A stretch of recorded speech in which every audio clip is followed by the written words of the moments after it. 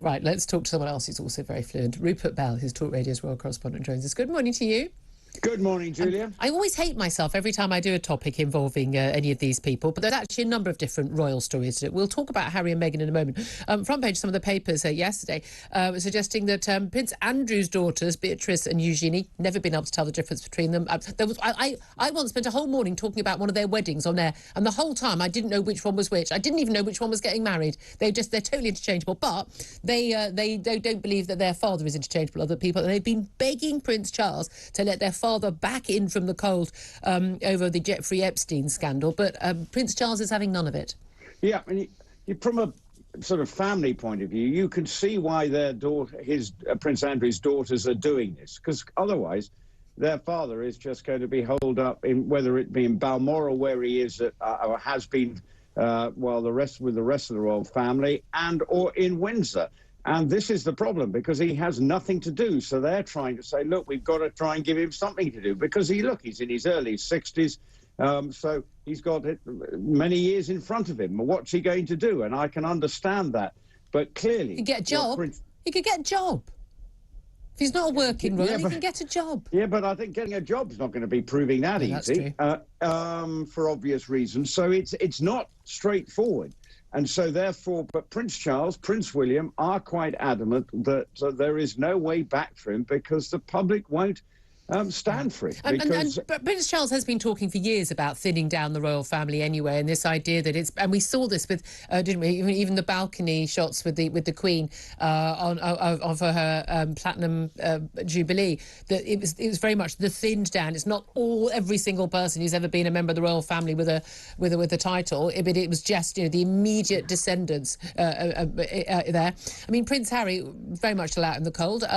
He and his wife Meghan are coming back into the country next week, going to be staying at Frogmore Cottage, which was, of course, nothing like a cottage. It's a load of houses. Just round the corner from Prince William's new place. Again, Adelaide Cottage, not a cottage. Huge big house with other houses attached. I mean, come on. But apparently he's not going to see both his sibling and may not even see the Queen.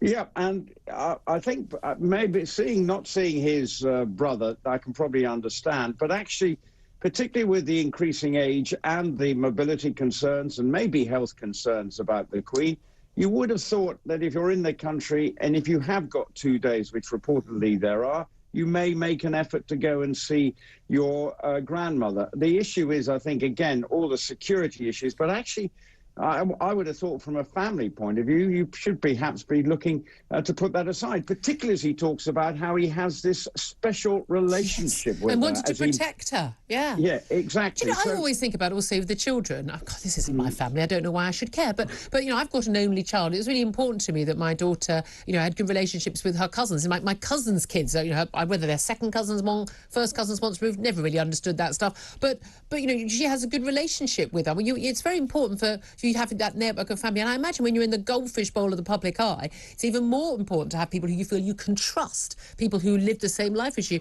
And I think it's really, really sad that William's children and Harry's children basically don't know each other.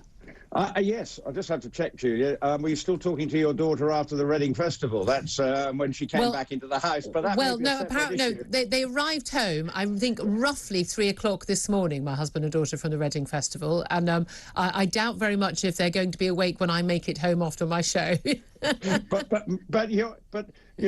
Family, it is.